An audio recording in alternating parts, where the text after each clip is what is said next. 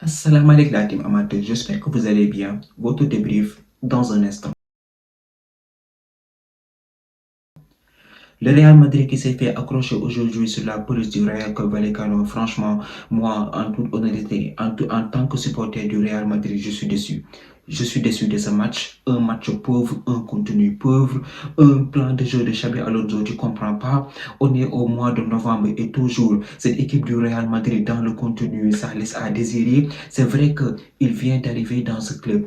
Il doit aller chercher des ressources pour faire performer cette équipe du Real Madrid, même si, voilà, on ne l'oublie pas, il y a eu de très belles prestations. Donc, c'est un peu très tôt pour juger Xabi Alonso. Il est en train de reconstruire une équipe, de mettre tactiquement en place une disposition pour permettre à cette équipe du Real Madrid d'atteindre ses objectifs. Mais aujourd'hui, dans ce match du Real Vallecano, je ne suis pas content. Je ne suis pas content de la prestation. Je ne suis pas content tactiquement de des positionnements des joueurs sur le terrain. Et aussi, c'est quelque chose voilà, qu'on a envie de parler, parce qu'actuellement, cette équipe du Real Madrid, au mois de novembre, normalement, face à ces équipes du Rayo Vallecano, il devrait faire mieux. On est là, ça fait 2 matchs que cette équipe du Real Madrid n'a pas du tout marqué. Ça fait 2 matchs que cette équipe du Real Madrid n'a pas du tout marqué. Contre Liverpool, on n'a pas marqué. Aujourd'hui, on vient face au Rayo Vallecano. Sur les 6 derniers matchs, le Real n'a gagné que 2 fois là-bas. Donc, dans la banlieue de Madrid, dès que le Real se déplace sur la pelouse du Rayo Vallecano, ils ne performent pas là-bas. Ils ont des problèmes, ils galèrent. Aujourd'hui, on l'a vu dans le contenu. Cette équipe du Real Madrid, collectivement, il n'y a pas grand-chose à dire. Collectivement, ils ont des individualités qui peuvent faire la différence. Des individualités sur un dribble et quelques passes, ils sont capables de te mettre un tapping ou bien voilà, de faire la différence avec des frappes de loin. Aujourd'hui, cette équipe du Real Madrid, en premier mi-temps, est-ce qu'ils ont eu une occasion claire? C'est la tête de Raúl Asensio. En deuxième mi-temps, ils ont eu le tir de Fede Valverde et l'action de Arda Güler. Mais à part ça, on n'a pas vu d'action concrète de cette équipe du Real Madrid. Pendant la première mi-temps, j'étais là. Kylian Mbappé, je le cherchais sur le terrain, je n'arrivais pas à le retrouver. On a vu Vinicius, franchement, lui, aujourd'hui, il a tenté, il a essayé de bousculer cette défense du Rayo Vallecano, il a essayé de faire la différence pour servir ses coéquipiers. Mais aujourd'hui, tactiquement, cette équipe du Rayo Vallecano, avec un pas de 6, qui a très bien géré le milieu de terrain, et même si en fin de rencontre, il s'est retrouvé en défense centrale. Mais à part ça, à part Arda Güler, Jude Bellingham, le reste, je ne les ai pas vus. Je n'ai pas vu Kylian Mbappé. Kylian Mbappé, il a eu un tir non cadré sur ce match aujourd'hui. Donc moi, je me pose une question. Quand je regarde cette équipe du Real Madrid, maintenant, si tes individualités sont bloquées collectivement, qu'est-ce que tu proposes? Au fait, moi, c'est ça ma question. C'est ça ma question. Parce que le Real Madrid, oui, on a gagné un classico, mais on a vu que quand on se déplace à l'extérieur, on a des problèmes. Quand il y a de l'intensité, cette équipe n'arrive pas à suivre. Aujourd'hui, Carreras, combien de fois on l'a vu galérer sur son côté gauche, et Vinicius, il le regarde, il ne vient pas défendre. Au fait, moi, c'est ça que je me pose. Collectivement, cette équipe du Real Madrid, ils sont pas au top. Ils ne sont pas au top.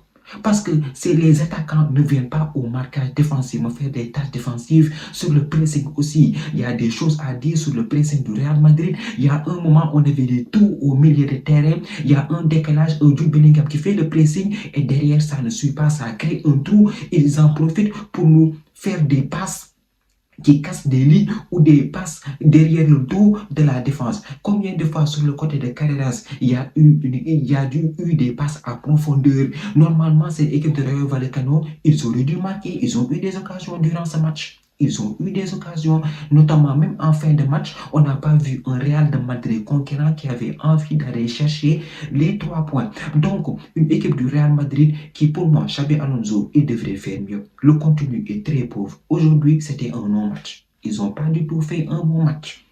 Ils n'ont pas fait un bon match. Asensio, il devait s'agérer en premier mi-temps. Normalement, il devait claquer cette tête. Mais à part ça, j'ai pas vu grand-chose. Aujourd'hui, j'ai pas reconnu mon équipe de Real Madrid. Franchement, qu'on se dise la vérité. On a eu un Camavinga qui a été intéressant sur la remontée de balle. On a vu un Jude Bellingham toujours dans l'intensité et dans la proposition. Mais à part ça, Brahim Diaz, c'était du n'importe quoi. Beaucoup de pertes de balles. On a vu un Arda Güler aussi qui a été intéressant. Il a essayé de jouer. Il a tenté des tirs. Il a essayé de faire des passes. Mais à part ça, Kylian Mbappé, les autres, c'était du bordel. C'était du bordel, c'était un match bordélique. Rodrigo est rentré en fin de match. Le pauvre, il a essayé. Il a essayé. Moi aussi, Rodrigo, je ne comprends pas. C'est normal parce qu'on le fait jouer des 15-16 minutes, des bouts de match. Je pense que cette saison, Rodrigo a été 2 fois titulaire en Liga. Mais à part ça, je pense que Xabi Alonso, lui aussi, il devrait faire mieux. C'est vrai qu'on doit lui donner du temps, mais il doit faire mieux. Je ne sais pas, créer quelque chose. Essaye de faire la différence. Essaye d'innover. Fais entrer Alexander-Arnold et peut-être même tu mets Fede Valverde au milieu de terrain pour avoir de l'impact, de la combativité et aussi de la supériorité au milieu de terrain, ou bien tu mets Trent Alexander-Arnold au milieu de terrain pour lui permettre de te sortir de jolies passes et aussi d'avoir une stabilité dans ce milieu de terrain. Mais voilà, il a fait entrer Ceballos, il a fait entrer Rodrigo à la 80e minute. En fin de match, il fait entrer Trent, des changements tardifs. Et avec ça, tu peux aller. Est-ce que tu veux nous faire quoi? Que tu veux gagner le Rayo Vallecano chez lui? Franchement. Alors que là, tu étais à 5 points. Tu avais 5 points derrière cette équipe du FC Barcelone. Maintenant, ça va être un peu compliqué parce qu'ils ont gagné. Ils ont gagné et ils sont là. Ils sont de retour à 3 points du Real Madrid. Donc aujourd'hui, franchement, une performance qui n'a pas du tout été au top. J'ai pas du tout aimé la prestation qu'on a faite aujourd'hui. Franchement, on dirait des plots qui jouaient. On a galéré durant ce match. Et là, voilà, il nous reste 5 matchs à l'extérieur à jouer encore. Parce que je pense que tout le mois de novembre, on va jouer les matchs à l'extérieur. C'est que dans cette équipe-là, il nous faut un numéro 9. Il nous faut un numéro 9. À chaque fois que Fede Valverde déborde, à chaque fois que Vinicius déborde, il n'y a personne dans la surface pour aller chercher le ballon, pour couper la trajectoire du ballon. Au fait, c'est ça, il nous faut un numéro 9. Franchement, après longue réflexion, je pense qu'il nous faut un numéro 9 dans cette équipe parce qu'on est fatigué. À Liverpool, ça s'est vu. Carreras, il a débordé, il n'y avait personne dans la surface. Tu ne comprends pas. À un moment donné, tu viens, tu vois un Kylian Mbappé sur le côté gauche, il n'y a personne dans la surface. En tout cas, aujourd'hui, voilà, un match nul qu'on aurait pu éviter, mais voilà, j'espère qu'au prochain match, on va pouvoir se relancer. De l'autre côté, le FC Barcelone qui s'impose sur le score de 4 buts à 2. 4 buts à 2, les Barcelonais savaient déjà que le Real était tenu en échec sur la pelouse du Rayo Vallecano. Aujourd'hui, ils ont fait un match très très sérieux. Ils sont venus, ils ont explosé cette équipe de Celta Vigo. Un match qui a démarré, un match excusez-moi, un match rocambolesque, comment on le dit déjà? Je ne sais même pas. Le français de Molière est compliqué. Même pas la première mi-temps, on avait 5 buts qui ont été inscrits. Une équipe du FC Barcelone aujourd'hui qui a été très très sérieuse avec un Lamine Yamal et un Lewandowski qui a mis un triplé, qui ont fait une très bonne performance. Aujourd'hui, je peux dire que dans le collectif du FC Barcelone, on fait une très bonne performance parce que c'était un match combatif. Un match où il y avait de l'intensité, où il fallait mettre les choses en place pour pouvoir arracher les 3 points et revenir à 3 points du Real Madrid. Donc on a vu une équipe du FC Barcelone qui n'a pas tardé à mettre le premier but, voilà, avec un Lewandowski sur un penalty aussi, à mon humble avis, c'est mon avis, je vous dis, un penalty qui aurait pu être évité. Pour moi, il n'y avait pas penalty parce que la main était collée au corps. Je ne sais pas, peut-être que Alonso devait lever ses bras et qu'il reçoit le ballon sur son ventre, mais en tout cas pour moi il n'y avait pas penalty vu que les 2 bras étaient collés au corps. Donc c'est l'arbitre qui a jugé, il est allé voir la VAR, il est venu, il a donné un penalty transformé par Lewandowski qui revient de blessure, sans compter aussi où il y avait du répondant en phase 2. On a vu une équipe de Celta Vigo qui a continué à jouer, qui a continué à puiser de ses ressources. Ils ont égalisé, même pas une minute, ils ont égalisé. C'est que la règle de leur jeu que Hansi Flick est en train de mettre en place, franchement, il faut arrêter. On a compris la tactique. on a compris la tactique. C'est que Hansi Flick, moi je crois que sur sa clause libératoire, c'est écrit à chaque fois que tu encaisses un but avec ton hors-jeu, il y a 1 million qu'on te donne. Si l'équipe adverse arrive à transpercer ta défense en brisant ton hors-jeu, il y a 1 million sur ton compte. Parce qu'à chaque fois, on a vu les équipes qui commencent à comprendre cette règle du hors-jeu du FC Barcelone. Et de ce fait, ils sont organisés, ils travaillent à l'entraînement. Et aujourd'hui, ils ont marqué le premier but. Même pas en 2 minutes, le Celta a égalisé. Donc, une équipe du FC Barcelone qui, au milieu de terrain, ils ont eu des absents. Aujourd'hui, on a vu que Rafinha n'était pas là. Pedri aussi n'était pas là. Il est blessé et ça s'est fait ressentir. Donc, une équipe du FC Barcelone qui a pu compter sur qui? Au numéro 9, Robert Lewandowski. Il vient aujourd'hui, il met le deuxième but, un vrai geste d'attaquant. Il y avait 3 défenseurs autour de lui, il réussit à se faufiler, il marque le deuxième but. Le Celta Vigo aussi, encore un numéro 9. J'insiste toujours sur le numéro 9. Parce que nous, au Real, en ce moment, on a besoin d'un numéro 9. Iglesias, parfaitement placé, centre en retrait, il vient, il fusille tranquillement Wojtek Szczesny. Voilà, je pense qu'avant la fin de la première mi-temps, but de Lamine Yamal sur une erreur du défenseur de Morina, je pense qu'il a fait la passe à Lamine Yamal qui vient, qui permet au Barça de prendre l'avantage tout juste avant la mi-temps. Une équipe du FC Barcelone qui, je dois le dire, en défense, ils sont fragiles. Ils sont fragiles en défense. Aujourd'hui, il n'y avait pas Jules Koundé, il y avait Eric Garcia, il y avait, voilà, Koubarsi qui était là, mais sur la ligne défensive, sur le positionnement, il y a un problème. C'est ce qui vaut ces 2 buts qu'ils ont pu encaisser. Donc, en deuxième mi-temps, cette équipe du FC Barcelone revient avec de meilleures intentions, plus d'intensité. L'équipe de Celta avait égalisé.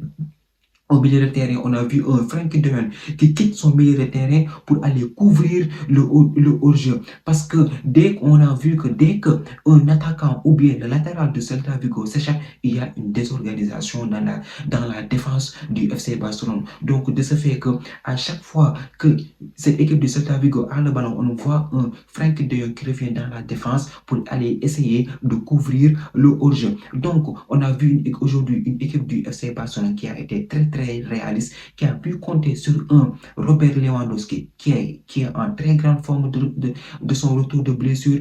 Il met un triplé avec sur un magnifique magnifique passe même de Marcus Rashford. Marcus Rashford, il a fait un très grand match aujourd'hui. Aujourd'hui, sur son côté, il a fatigué son latéral. Il l'a fait courir. Lui, il a tenté, il a essayé de déstabiliser la défense pour enfin servir le Robert Lewandowski qui marque le 4e but et qui permet à cette équipe du FC Barcelone de sceller sa victoire et de revenir à 3 points du Real de Madrid. Plus de suspense encore dans la Liga. Voilà, une équipe du FC Barcelone aujourd'hui qui savait ce qu'il avait à faire. Il devait chercher les 3 points. C'est fait. Maintenant, ils se reviennent au contact avec le Real Madrid avec 3 points de différence. Ils ont encore des blessés, ils ne sont pas encore au top. J'ai hâte de les voir au top, ce que ça va donner si le groupe est au complet, comment Hansi Flick va mettre en place son effectif. Mais en tout cas, aujourd'hui, en fin de rencontre, malheureusement, Frenkie de Jong a pris un carton rouge, encore un autre absent au prochain match. Mais dans la performance, ils étaient là, ils étaient dans l'impact. Ils étaient dans l'intensité, ils sont partis, ils ont arraché cette victoire qui est très précieuse pour la suite de cette Liga. On est déjà au mois de novembre et les 2 équipes sont peut-être déjà au coude à coude. Donc franchement, très bonne performance. On peut s'en vouloir car nous, même les merengues, on a laissé l'opportunité à cette équipe du FC Barcelone de revenir à notre hauteur. Maintenant, il va falloir réagir avec un mois de novembre qui sera compliqué parce que tous les matchs seront à l'extérieur. Va falloir que Xabi Alonso trouve une idée parce que là, ça commence à devenir chaud. Le contenu aujourd'hui n'est pas du tout bon. Et les Catalans en ont profité pour revenir à 3 points derrière nous. De ce fait, voilà, on est toujours premier de la Liga, mais on a, voilà, avec des inquiétudes derrière. La team, c'était tout pour cette vidéo. Merci d'avoir regardé. Merci de partager, de liker et de vous abonner au max. On se donne rendez-vous très prochainement pour une nouvelle vidéo. D'ici là, portez-vous bien.